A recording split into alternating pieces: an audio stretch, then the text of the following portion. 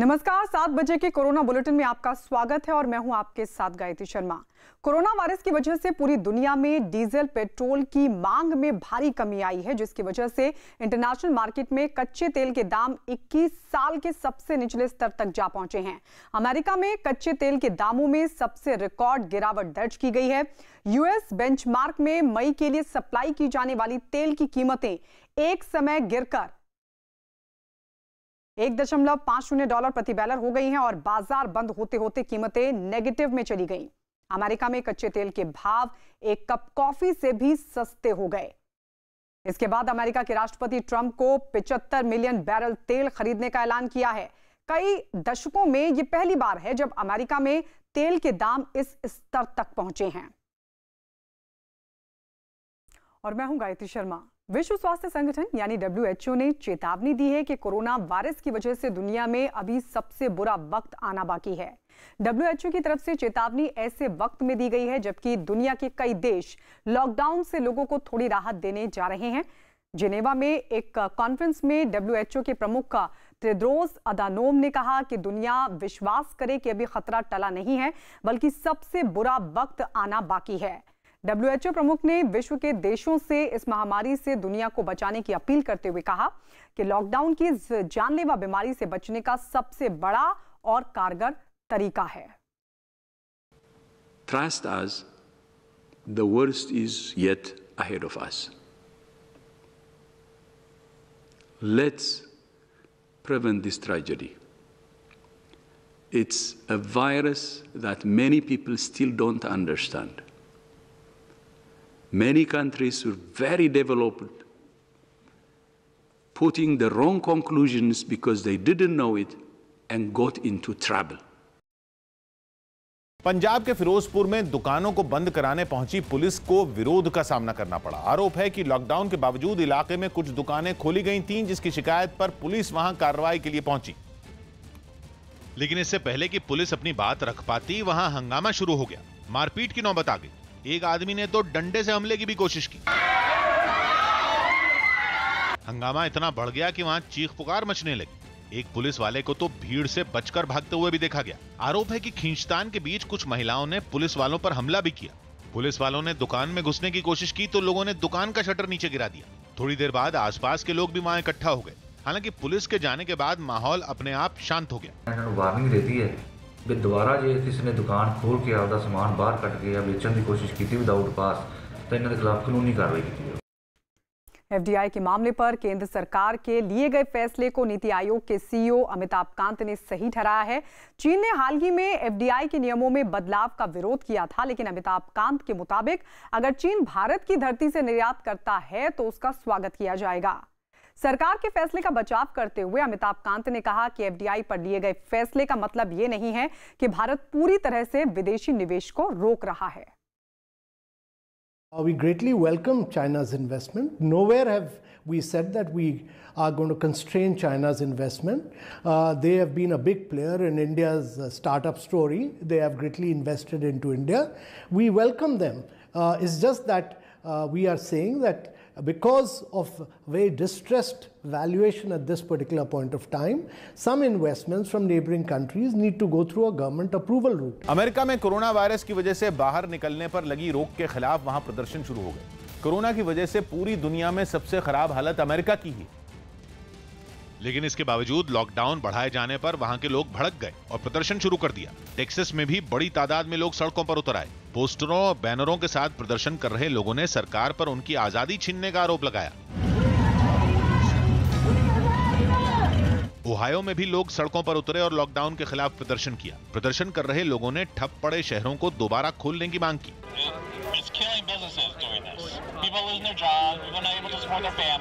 New York city में तो लोगों की भीड़ राष्ट्रपति डोनाल्ड ट्रंप के होटल के सामने इकट्ठा हो गई और नारेबाजी करने लगी। ट्रंप के इमरजेंसी लगाने के फैसले से नाराज लोगों ने वहां नकली शवों को रखकर प्रदर्शन किया। प्रदर्शन कर रहे लोगों ने कोरोना से होने वाली मौतों के लिए राष्ट्रपति ट्रंप को जिम्मेदार ठहराया। दिल्ली की आजादपुर सब्जी मंडी आज से 24 घंटे खुलने जा रही है। किसानों की मांग के बाद दिल्ली सरकार ने यह फैसला लिया है। आजादपुर की सब्जी मंडी एशिया की सबसे बड़ी फल सब्जी मंडी है। लॉकडाउन की वजह से आजादपुर सब्जी मंडी में पिछले दिनों ऑड इवन लागू किया गया था, जिसके मुताबिक सुबह 6 बजे से 11 बजे तक सब्जियां और दोपहर 2 बजे से शाम 6 बजे तक फल बिकते थे। अब सुबह से 6 बजे से रात 10 बजे तक फल सब्जी बिका करेंगे, जबकि रात में दूसरे राज्यों से ट्रकों के जरिए सामान मंडी पहुंचेगा। हालांकि भीड़ को कम रखने के लिए अब भी कई नियमों का पालन करना होगा। लॉकडाउन के सख्त निर्देशों के बावजूद असम के डिब्रूगढ़ में रेलवे ने कुछ इंटरव्यू करवाए। ये इंटरव्यू रेलवे के एक अस्पताल में वार्ड बॉय की नौकरी के लिए थे, जिसमें हिस्सा लेने के लिए सैकड़ों लड़कों की भीड़ जुट गई। केवल 12 वार्ड बॉय भर्ती किए जाने थे, लेकिन इंटरव्यू देने के लिए सैकड़ों लोग पहुंच गए। अस्पताल में हर तरफ लड़कों की भीड़ दिखाई देने लगी। हल्की बारिश के बीच लोग छाते लेकर इंटरव्यू देने के लिए खड़े रहे। अस्पताल के गलियारे से लड़कों की लाइन शुरू हुई। जहां से लाइन शुरू हुई वहां लड़कों के बीच कुछ दूरी दिखी भी, लेकिन जैसे जैसे लाइन आगे बढ़ती गई दूरी कम होती चली गई। गलियारे से निकलकर अस्पताल की बिल्डिंग के बाहर तक लाइन पहुंच गई। भीड़ इतनी ज्यादा जमा हो गई कि एक लाइन काफी नहीं पड़ी। जहां तक नजर गई वहां तक भीड़ दिखने लगी। लाइन में खड़े लड़कों ने सोशल डिस्टेंसिंग का भी ध्यान नहीं रखा और एक दूसरे के बिल्कुल पास खड़े दिखे। पिछले 24 घंटों में दिल्ली में कोरोना के नए मामलों में थोड़ी कमी आई है। रविवार को शाम 5 बजे की रिपोर्ट के मुताबिक राजधानी दिल्ली में 186 नए केस सामने आए थे, लेकिन सोमवार को 5 बजे जारी रिपोर्ट के मुताबिक दिल्ली में कोरोना पॉजिटिव के सिर्फ 78 मामले सामने आए। हालांकि पिछले 24 घंटों में 2 लोगों की मौत भी हुई है। राजधानी दिल्ली में कोरोना के कुल 2081 मामले आए हैं सामने, जिनमें से 431 लोग अब तक ठीक भी हो चुके हैं। डेविड वॉर्नर का बेटी के साथ डांस का एक वीडियो वायरल हो गया। डेविड वॉर्नर का अपनी बेटी के साथ एक हिंदी गाने पर डांस का वीडियो सोशल मीडिया पर वायरल हो गया।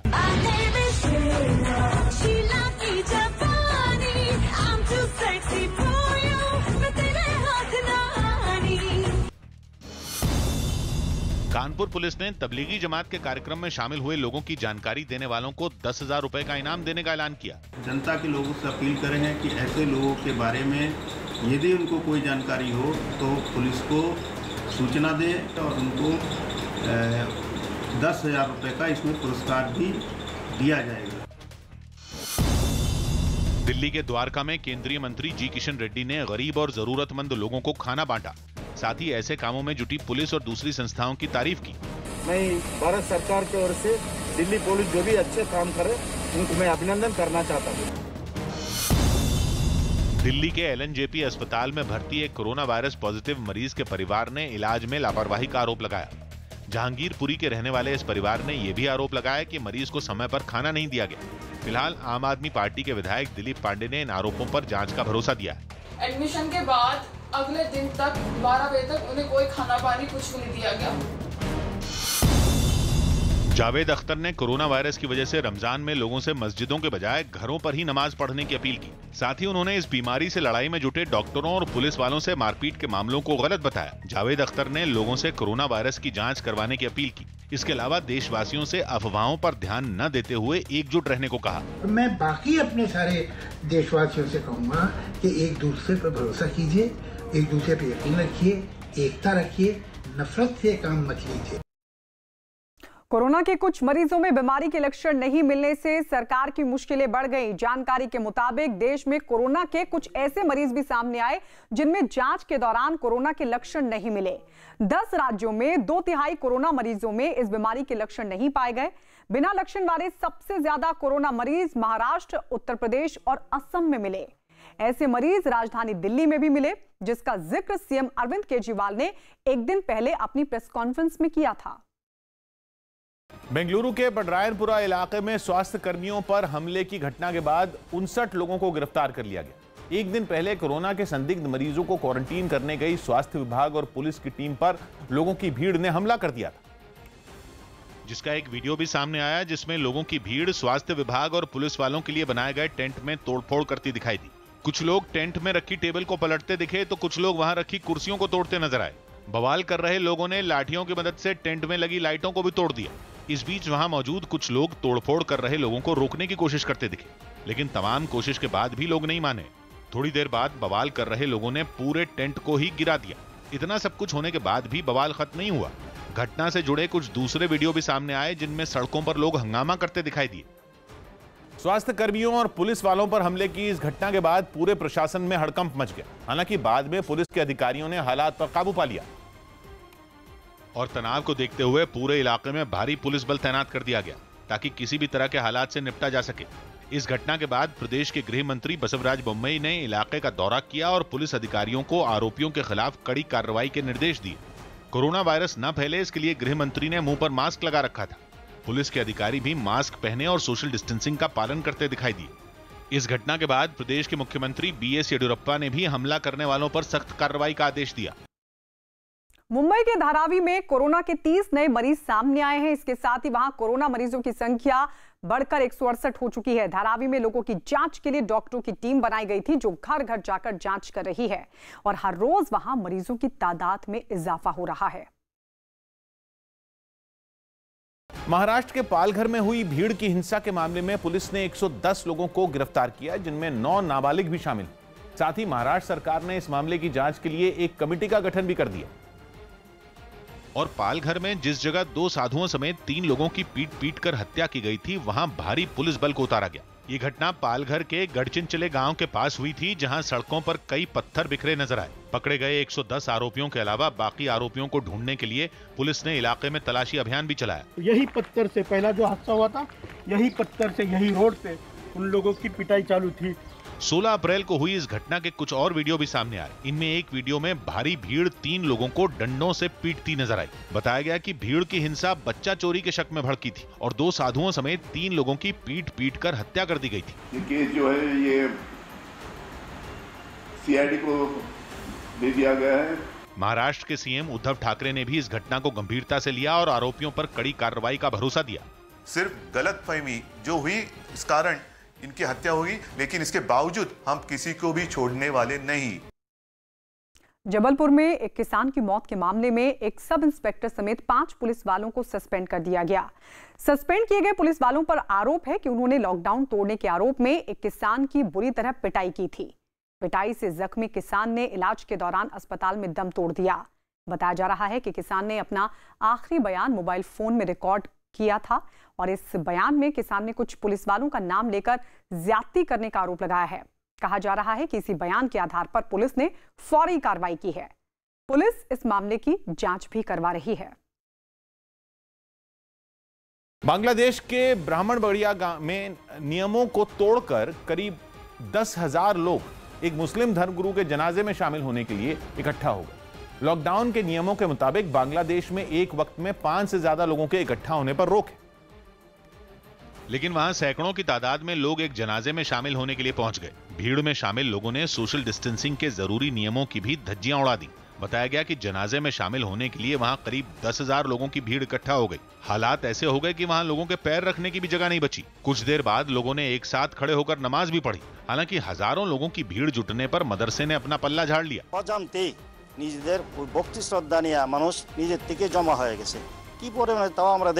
बांग्लादेश में कोरोना के मामले तेजी से बढ़ रहे हैं, जिसकी वजह से वहां लॉकडाउन लागू होने के अलावा एक साथ नमाज पढ़ने पर भी रोक है। लॉकडाउन में बेटी को गाना सुनाती अभिनेत्री कल्की का एक वीडियो इंटरनेट पर वायरल हो गया। कोरोना वायरस संकट के बीच अभिनेत्री कल्की का अपनी बेटी को गाना सुनाने का एक वीडियो सोशल मीडिया पर वायरल हो गया।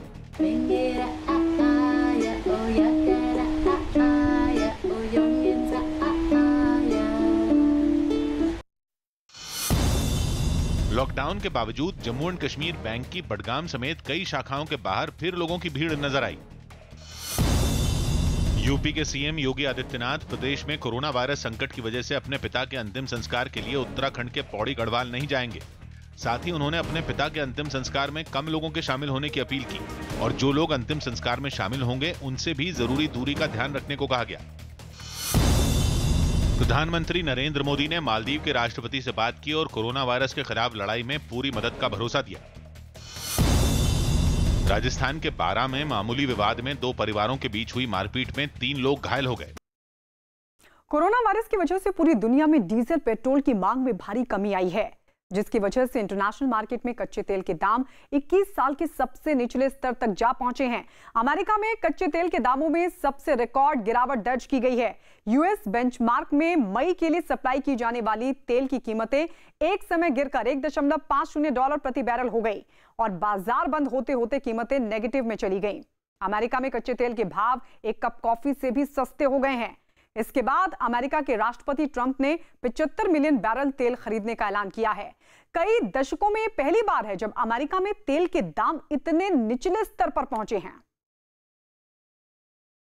The record low price of oil that you've been seeing, it's at a level that's very interesting to a lot of people. We're filling up our national petroleum reserves, the strategic reserves.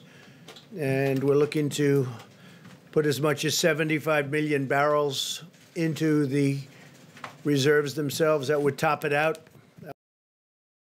Delhi के जनकपुरी इलाके में lockdown के दौरान एक तेज रफ्तार car ने एक scooter पर सवार 2 लोगों को सामने से टक्कर मार दी। इस हादसे में स्कूटर सवार एक आदमी की मौत हो गई, जिसका एक सीसीटीवी वीडियो भी सामने आया, जिसमें रॉन्ग साइड से आ रही एक सफेद रंग की कार ने सामने से आ रहे एक स्कूटर को जोरदार टक्कर मार दी।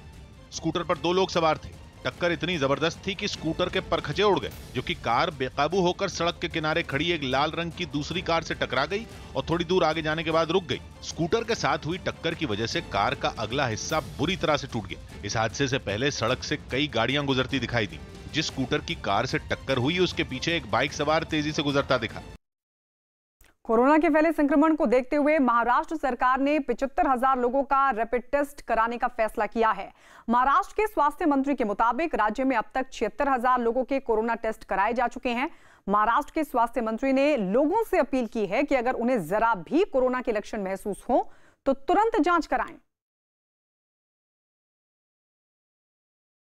यूपी के सरकारी दफ्तरों में जरूरी काम फिर से शुरू हो गए। सरकार ने जो गाइडलाइन जारी की थी, लखनऊ के सचिवालय में भी उन्हीं के हिसाब से सिर्फ 1/3 कर्मचारियों को ही ऑफिस बुलाया गया और उनकी भी गेट पर ही जांच की गई कि कहीं किसी को बुखार तो नहीं है। चाहे ड्राइवर हो, सुरक्षा कर्मी हो या फिर बड़े साहब ही क्यों ना हो, सबकी जांच की गई। वहीं सचिवालय के अंदर भी सोशल डिस्टेंसिंग का पूरा ध्यान रखा गया। सोशल डिस्टेंसिंग को मेंटेन करते हुए यहाँ पर काम किया जा रहा है। तो जो लोग यहाँ पर बैठे हैं वो आप देख सकते हैं कि 1-1 मीटर की दूरी पर बैठे। साथ ही सभी लोग मास्क या गमछे से चेहरा भी ढके नजर आए। हम लोग काम कर रहे हैं, सैनिटाइजर लगा रहे हैं बार बार। दिल्ली पुलिस ने वसंत कुंज इलाके में जांच के दौरान एक गाड़ी से शराब की 12 बोतलें बरामद की हैं। इस मामले में 2 लोगों को गिरफ्तार किया गया है।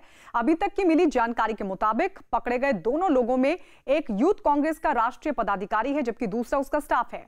हालांकि पुलिस ने बाद में दोनों को जमानत पर छोड़ दिया।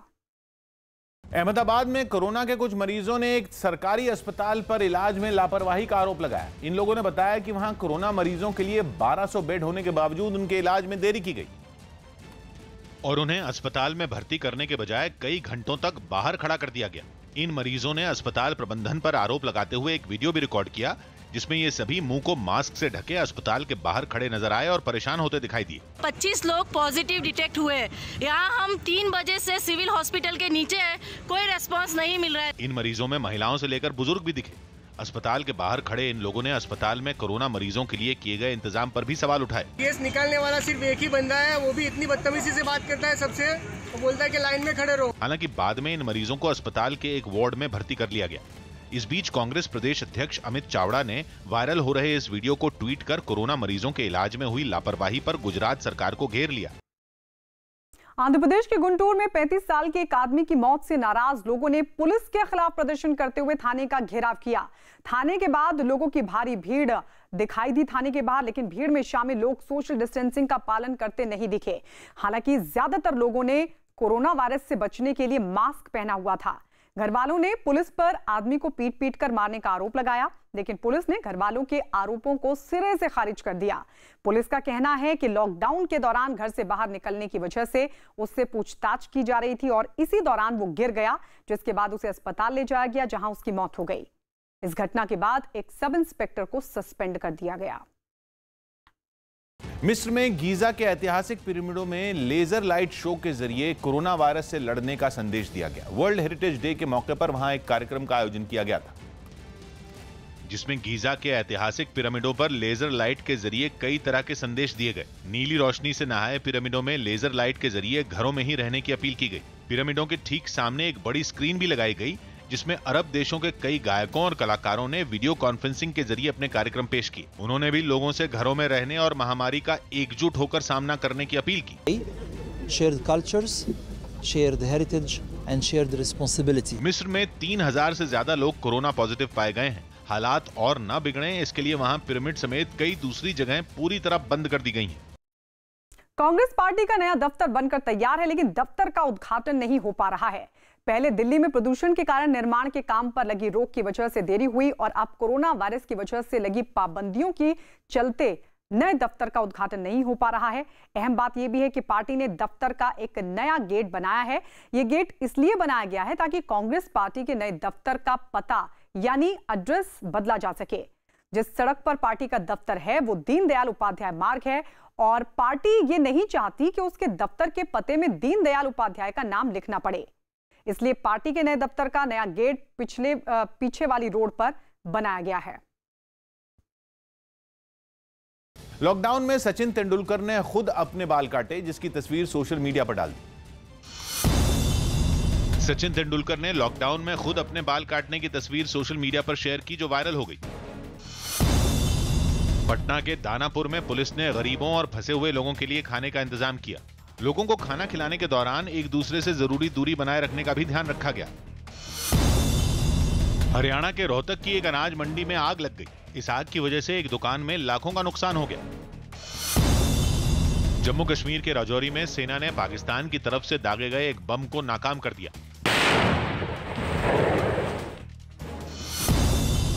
पश्चिम बंगाल के रायगंज में एक आदमी यमराज बनकर लोगों के बीच पहुंचा और सभी से लॉकडाउन में घरों पर ही रहने को कहा। बैंक धोखाधड़ी के आरोपी विजय माल्या को भारत लाने की कोशिश में जुटी एजेंसियों को एक और कामयाबी हाथ लगी है। जानकारी के मुताबिक लंदन की एक अदालत ने विजय माल्या के प्रत्यर्पण के खिलाफ दाखिल याचिका को खारिज कर दिया, जिसके बाद विजय माल्या को भारत लाने की उम्मीदें काफी बढ़ गईं। हालांकि विजय माल्या 14 दिनों के अंदर वहां की सुप्रीम कोर्ट में इस फैसले के खिलाफ अपील कर सकते हैं और अगर वो इस बीच सुप्रीम कोर्ट में अपील नहीं करते हैं तो उनको भारत लाने की प्रक्रिया शुरू हो जाएगी। कई बैंकों से करीब 9,000 करोड़ रुपए का लोन लेने के बाद से ही विजय माल्या फरार हैं। सूरत पुलिस लॉकडाउन तोड़ने वालों पर नजर रखने के लिए ड्रोन की मदद ले रही है। कोरोना वायरस की वजह से पूरे गुजरात में धारा 144 लागू है, जिसके तहत एक जगह पर 4 से ज्यादा लोगों के जमा होने पर पाबंदी है। लेकिन इसके बावजूद लोग पड़ोसियों के साथ अपने घरों की छत पर जमा हो जाते हैं। ऐसे लोगों से निपटने के लिए सूरत पुलिस ने ड्रोन का सहारा लिया। सूरत में घरों की छतों के ऊपर से जब पुलिस का ड्रोन गुजरा तो छत पर टहल रहे लोग भाग खड़े हुए। महिलाएं, बच्चे और लड़के सभी रफूचक्कर हो गए। एक छत पर तो कुछ बच्चे पतंग उड़ा रहे थे, लेकिन जैसे ही ड्रोन सामने आया बच्चों के बीच अफरा तफरी मच गई। सब भागे मगर एक लड़का दीवार के पीछे जा छिपा, लेकिन ड्रोन ने उसे भी नहीं छोड़ा। आखिरकार लड़के को भी छत से जाना पड़ा।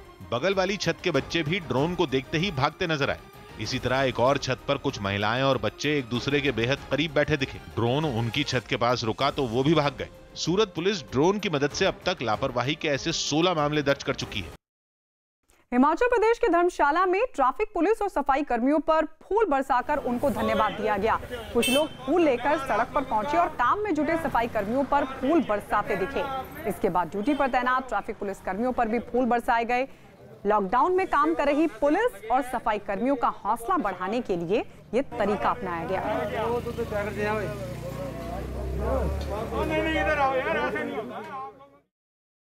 केंद्रीय परिवहन मंत्रालय और national highway authority of India के आदेशों के बाद देश भर के राष्ट्रीय राजमार्गों पर टोल टैक्स की वसूली शुरू हो गई, जिस पर कई राज्यों में लोगों ने नाराजगी भी जताई। इससे पहले 25 मार्च को मंत्रालय की तरफ से कुछ वक्त के लिए इस पर रोक लगाने का फैसला लिया गया था। लेकिन नए दिशा निर्देशों के बाद देश भर में राष्ट्रीय राजमार्गों पर टोल टैक्स की वसूली शुरू हो गई।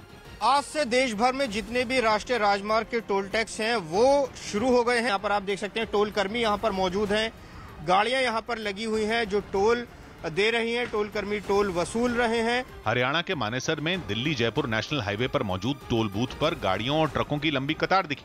जरूरी सेवाओं से जुड़े लोगों ने तो इस पर नाराजगी भी जताई। डॉक्टर हूँ मैं खुद, अच्छा, अब टोल लेंगे तो टोल देंगे, क्या दिक्कत है? गवर्नमेंट मांग रही है तो, मगर गलत है टोल लेना। जब लॉकडाउन है तो उसमें टोल का कोई मतलब ही नहीं बनता है। उत्तर प्रदेश के वाराणसी और लखनऊ बाराबंकी बॉर्डर पर तो टोल टैक्स की वसूली के साथ जैम की समस्या भी शुरू हो गई। मुंबई, जहां कोरोना तेजी से पैर पसार रहा है, वहां भी 5 टोल बूथ पर रात 12 बजे से ये फैसला लागू हो गया। कॉपी आई है MSRDC की तरफ से, साफ तौर पे जो मुंबई के मुख्य 5 टोल नाके हैं उन पर साफ तौर पे कहा गया है कि वो टोल वसूलें। वैसे तो मंत्रालय ने कहा है कि कर्मचारी टोल टैक्स लेते समय एहतियात बरतें, लेकिन नोटों से इन्फेक्शन फैलने का डर अब भी उनमें है। राजस्थान में एक ही दिन में कोरोना के 98 पॉजिटिव मामले सामने आने से गहलोत सरकार की चिंताएं और बढ़ गई हैं। चिंता की बात यह है कि अकेले जयपुर में ही पिछले 24 घंटों में कोरोना के 50 मरीज सामने आए हैं। 32 पॉजिटिव मामले जोधपुर में मिले हैं। पूरे राजस्थान में कोरोना से जुड़े मामलों की संख्या अब बढ़कर 1576 तक जा पहुंची है, जबकि राजधानी जयपुर में यह संख्या 585 है। कोरोना वायरस के फैलने के डर से म्यांमार के यांगन शहर में कई कैदियों को जेल से रिहा कर दिया गया। जेल में जगह से ज्यादा कैदी होने की वजह से वहां की सरकार ने 25,000 कैदियों को छोड़ने का फैसला लिया, जिसके तहत कैदियों को रिहा करने का काम शुरू कर दिया गया। कैदियों के रिश्तेदार जेल के बाहर खड़े होकर अपनों के छूटने का इंतजार करते दिखे और जैसे ही बस उन्हें लेकर जेल के गेट पर पहुंची, सभी खुशी से झूमने लगे। जेल से छोड़े गए कैदी भी बस की खिड़की से अपने घर वालों को हाथ हिलाकर इशारा करते दिखाई दिए। हालांकि इस बीच वहां मौजूद कई लोगों को मायूसी भी हाथ लगी, क्योंकि उनके परिवार के लोगों को जेल से रिहा नहीं किया गया।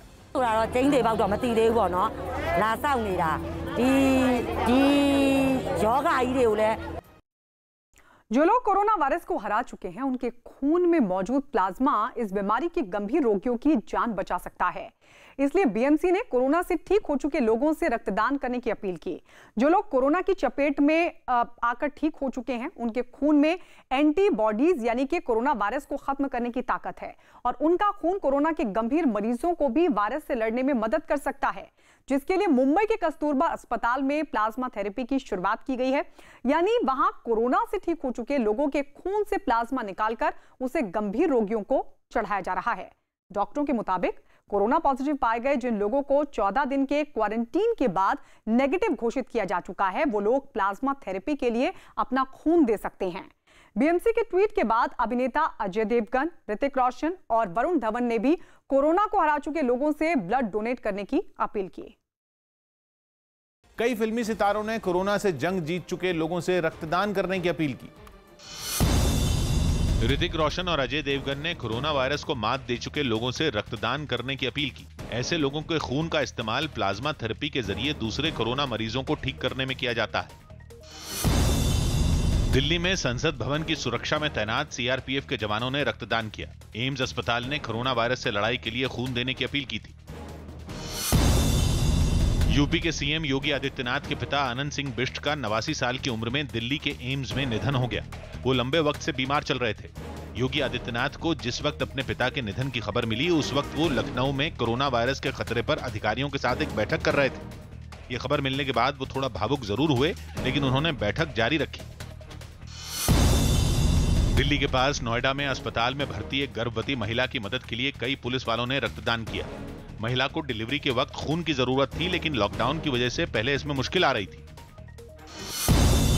मध्य प्रदेश के बड़वानी में लॉकडाउन में कई सब्जी मंडियां बंद होने से प्याज के किसानों ने नुकसान होने का दावा किया। किसानों ने बताया कि खेतों में तैयार प्याज की फसल वक्त पर नहीं काटे जाने से वो खराब हो रही है। अपने खेतों में ही प्याज खुले धूप छांव में पड़ी हुई है और पानी का मौसम भी चल रहा है। ऐसे देखते हुए किसानों की प्याज अपने खेतों में ही खराब होने लगी है।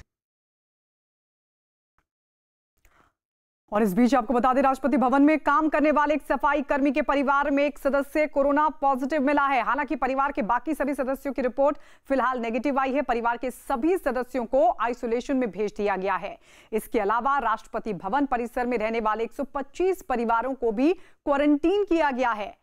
वहीं सफाई कर्मी जिस दफ्तर में काम करता था, उसके अधिकारी को भी आइसोलेशन में भेज दिया गया है।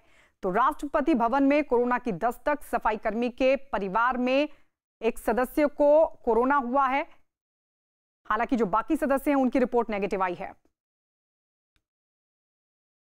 लॉकडाउन के दौरान महाराष्ट्र के मालेगांव में एक जनाजे में बड़ी तादाद में जुटे लोगों को पुलिस ने समझाने की कोशिश की। मुस्लिम समुदाय के ये लोग एक व्यक्ति की शव यात्रा में शामिल होने के लिए सड़कों पर निकले, जिन्हें वहां तैनात कुछ पुलिस वालों ने दूर से ही बीच रास्ते में रोकने की कोशिश की। फिर भी ये लोग आगे बढ़ते दिखे। ऐसे में पुलिस वाले भी उनकी तरफ अपने कदम बढ़ाते नजर आए। पुलिस वालों ने ज्यादा लोगों के जमा होने पर ऐतराज जताया।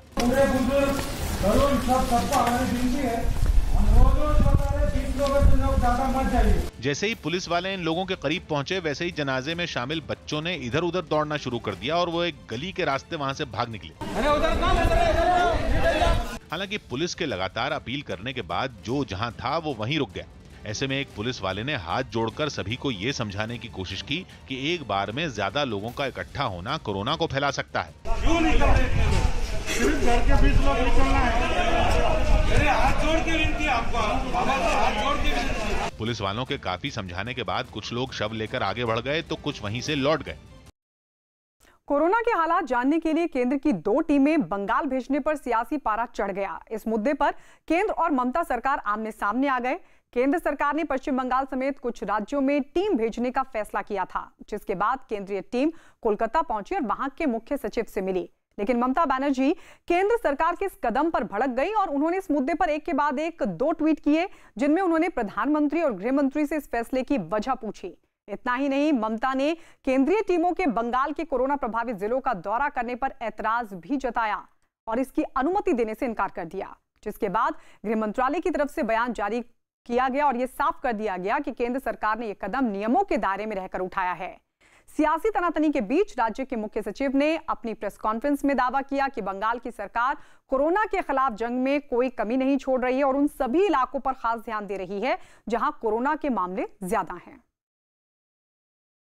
কলকাতা আর হাওড়াতে যে এলাকাগুলিতে বেশি কেস রিপোর্টেড হয়েছে সেখানে এই র্যাপিড টেস্টিং শুরু হয়েছে।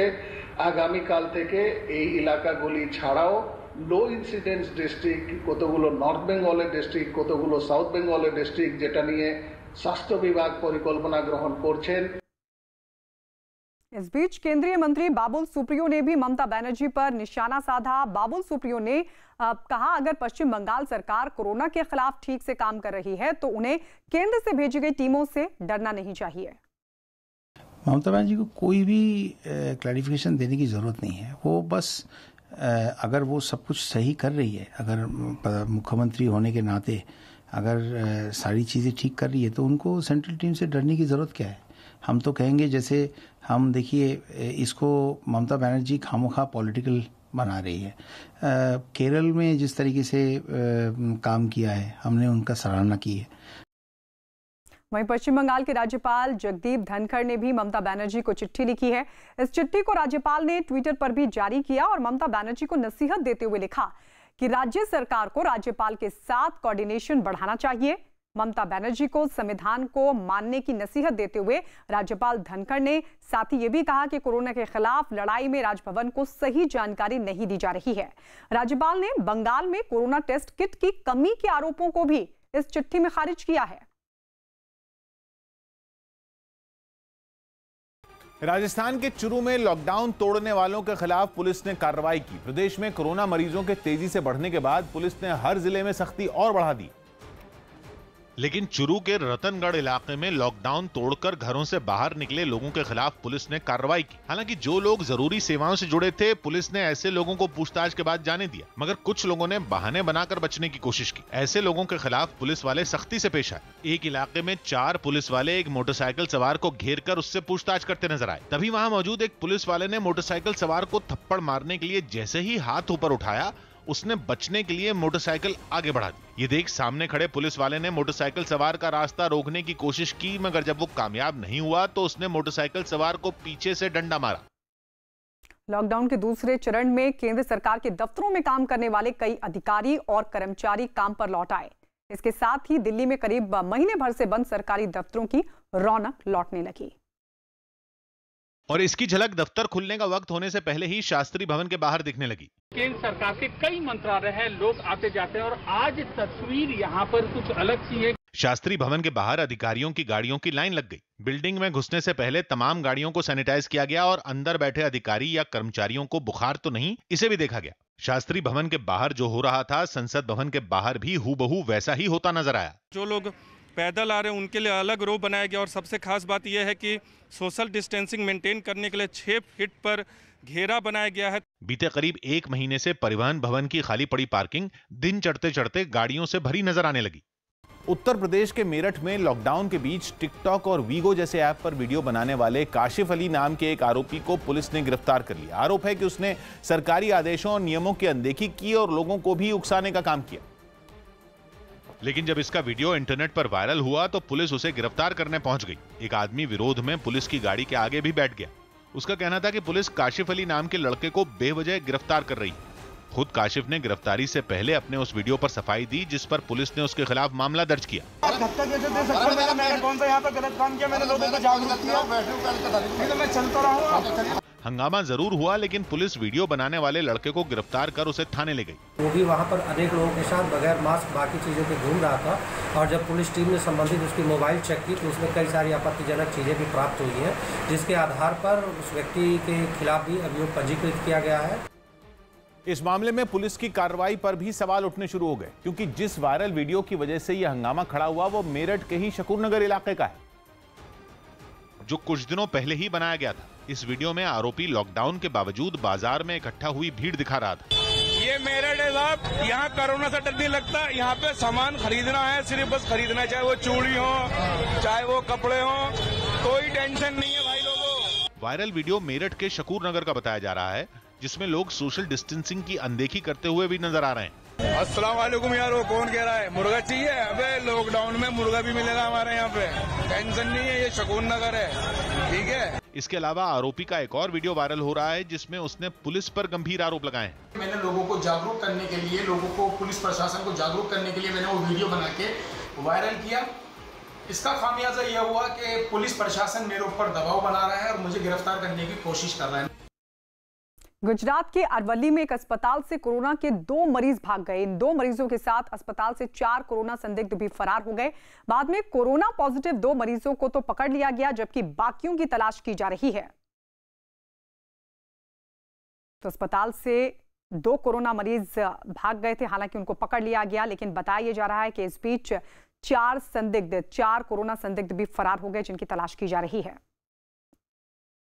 लॉकडाउन में दी गई कुछ छूट के बीच उत्तर प्रदेश सरकार ने गेहूं की खरीद शुरू कर दी है। फिलहाल राज्य के 56 जिलों के सरकारी केंद्रों पर इसके लिए सारे जरूरी इंतजाम किए गए हैं और किसी भी केंद्र पर किसानों की भीड़ न लगे इसके लिए अधिकारियों की नजर मापतौल से लेकर टोकन सिस्टम तक पर बनी हुई है। टोकन की व्यवस्था है, टोकन दिया गया है और बताया जाता है कि इस टाइम आपको आना है। सरकारी केंद्रों पर किसान सोशल डिस्टेंसिंग का पालन करें और वहां मौजूद मजदूर से लेकर अधिकारी तक मास्क पहने, इसका ध्यान रखा गया है। इस वक्त हम एक जो गेहूं का क्रय केंद्र है बक्सी का तालाब, वहां मौजूद आप देख सकते हैं कि यहाँ गाड़ियां खड़ी हैं और जो तौल है वो की जा रही है। फसल की कटाई जैसे जैसे तेज हो रही है, गेहूं की सरकारी खरीद भी तेजी पकड़ रही है। इसी वजह से खरीद केंद्रों में गेहूं का स्टॉक दिखने लगा है। गुजरात के बनासकांठा में एक दुकान के बाहर खाद खरीदने के लिए किसानों की भीड़ उमड़ पड़ी।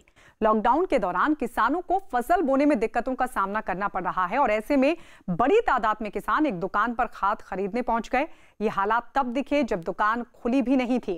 किसान दुकान के खुलने से पहले ही वहां लंबी लंबी कतारों में खड़े दिखाई दिए। इन किसानों ने सोशल डिस्टेंसिंग का भी ख्याल नहीं रखा और एक दूसरे के बेहद करीब खड़े नजर आए। कुछ किसान तो वहीं सड़क किनारे बैठ गए। इनमें कई तो ऐसे दिखे जिन्होंने कोरोना से बचने के लिए मुंह को ढकना भी जरूरी नहीं समझा। चेन्नई के एक शेल्टर होम में ठहरी 11 साल की बच्ची का नगर निगम के कर्मचारियों ने केक काटकर जन्मदिन मनाया। लॉकडाउन लागू होने की वजह से गुजरात की रहने वाली यह बच्ची अपने परिवार के साथ चेन्नई में फंस गई, जिसके जन्मदिन की जानकारी मिलते ही चेन्नई नगर निगम के कर्मचारी केक लेकर इस परिवार के पास पहुंचे और बच्ची का जन्मदिन मनाया। केक काटते वक्त सभी लोगों ने सोशल डिस्टेंसिंग का भी ध्यान रखा और एक दूसरे से दूरी बनाकर खड़े रहे। बच्ची ने केक काटने के बाद अपने पिता को केक खिलाने की कोशिश की, लेकिन मास्क पहना होने की वजह से उन्होंने केक नहीं लिया और बच्ची के जिद करने पर हाथ से केक लेकर खाया। वीरेंद्र सहवाग ने अभिनेता सौरभ शुक्ला की एक तस्वीर सोशल मीडिया पर डाली। वीरेंद्र सहवाग ने सोशल मीडिया पर अभिनेता सौरभ शुक्ला की एक सुझाव देते हुए तस्वीर सोशल मीडिया पर शेयर की। इसमें बेवजह घर से बाहर घूमने वाले लोगों से कोरोना वायरस के मरीजों की सेवा करवाने का सुझाव दिया गया। दिल्ली सरकार ने कोरोना वायरस की वजह से रेड जोन घोषित किए गए इलाकों में रैपिड टेस्टिंग की शुरुआत कर दी। बिहार सरकार ने कोरोना वायरस की वजह से राहत शिविरों में रह रहे लोगों को बाढ़ राहत शिविर जैसी सुविधाएं देने का ऐलान किया। इनमें उन्हें बर्तन, कपड़े और दूध समेत कई जरूरी चीजें दी जाएंगी। गुजरात के सूरत में पुलिस ने घरों की छत पर घूमने वाले कई लोगों का ड्रोन से पता लगाया और 16 लोगों के खिलाफ केस दर्ज कर लिया। दिल्ली के चांदनी महल थाने के 5 और पुलिस कर्मियों की कोरोना वायरस रिपोर्ट पॉजिटिव आई, जिसके बाद सभी को अस्पताल में भर्ती करवाया गया। अब तक इस थाने के 8 पुलिसकर्मी कोरोना वायरस की चपेट में आ चुके हैं। इसी इलाके में पुलिस ने तबलीगी जमात के कई लोगों को पकड़ा था जो मेडिकल जांच में कोरोना पॉजिटिव पाए गए थे।